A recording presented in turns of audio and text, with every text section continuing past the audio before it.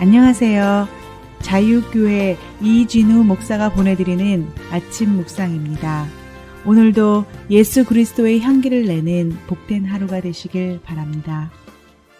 12월 19일 금요일 아침 묵상입니다. 오늘은 무거운 짐을 지고 걷는 지혜라는 제목으로 전도서 8장 6절의 말씀 묵상합니다. 무슨 일에든지 때와 판단이 있으므로 사람에게 임하는 화가 심함이니라. 오늘도 하루를 시작하며 하나님의 지혜를 구하는 모든 이들에게 주님의 평강과 인도하심이 함께하기를 축복합니다.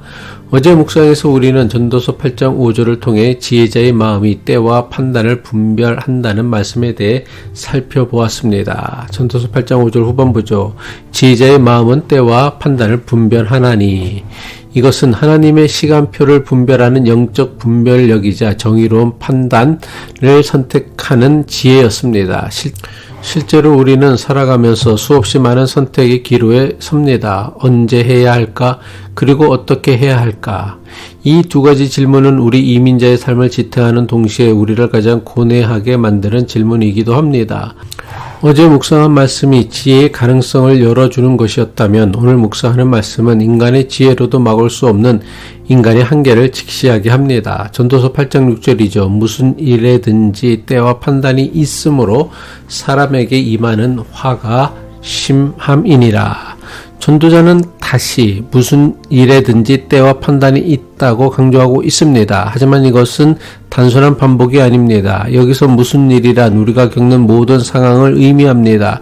직장에서의 부당한 대우, 가정의 어려움, 건강의 위기, 경제적 압박, 이 모든 것이 무슨 일에 해당합니다. 전도자가 말하는 때는 단순한 시간 크로노스가 아니라 하나님의 시간 카이로스입니다. 이것은 하나님이 정하신 결정적인 순간, 즉 목적이 성취되는 적절한 기회를 의미합니다.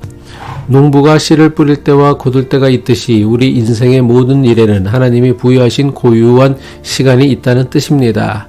마찬가지로 판단은 단순한 의사결정이 아니라 그 상황에 합당한 정의로운 방식, 즉 하나님의 뜻에 부합하는 절차를 의미합니다. 따라서 무슨 일에든지 때와 판단이 있다는 말씀은 세상 모든 만사에는 하나님이 정해두신 가장 적절한 때와 가장 올바른 해결 방식이 반드시 존재한다는 뜻입니다. 이것은 우리에게 큰 위로가 될 수도 있습니다. 내가 지금 겪는 이 고난에도 하나님의 때가 있고 내가 선택해야 할 옳은 방식이 있다는 뜻이기 때문입니다. 그런데 사람에게 임하는 화가 심함이니라 라는 6절 후반부의 구절은 우리를 당혹스럽게 합니다. 모든 일에 적절한 때와 방법이 있다면 그것을 잘 찾아서 해결하면 될 터인데 전도자는 왜 이것 때문에 사람에게 임하는 화가 심하다고 탄식할까요? 전도서 8장 6절은 얼핏 대단히 이상하게 보입니다. 보통 우리는 때와 판단이 있으니까 그것을 잘 분별하면 화를 피할 수 있을 것으로 생각합니다. 하지만 전도자는 정반대로 말합니다. 무슨 일에든지 때와 판단이 있기에 오히려 사람에게 임하는 화가 심하다는 것입니다. 전도자는 도대체 왜 무슨 일에든지 하나님의 때와 판단이 있다는 사실이 오히려 사람에게 화가 된다고 하는 것일까요? 세상 만사 모든 일과 원리에는 하나님께서 정하신 때와 판단이 분명히 있는데 정작 우리는 그것이 언제인지 그리고 무엇인지 알 수 없기 때문입니다. 아무리 지혜로운 사람이라도 앞으로 무슨 일이 일어날지 알 수 없습니다. 분명히 하나님의 때가 있다는 것을 알지만 그 때가 언제인지 모른 채 기다려야 하는 것 말입니다. 부당한 상사 아래서 고통받는 당신은 묻습니다. 언제까지 참아야 합니까? 지금 떠나야 할 때입니까? 아니면 더 버텨야 할 때입니까? 질병으로 고통받는 당신은 묻습니다. 이 고난이 언제 끝날까요? 지금 이 치료를 받아야 할 때입니까? 아니면 다른 방법을 찾아야 할 때입니까? 우리는 어떤 것이 최선의 판단인지를 모릅니다. 하지만 매 순간 판단하며 살아야 합니다. 그리고 우리가 내리는 모든 판단에는 결과가 따릅니다. 그 결과는 때로 돌이킬 수 없습니다. 이것이 바로 사람에게 임하는 화입니다.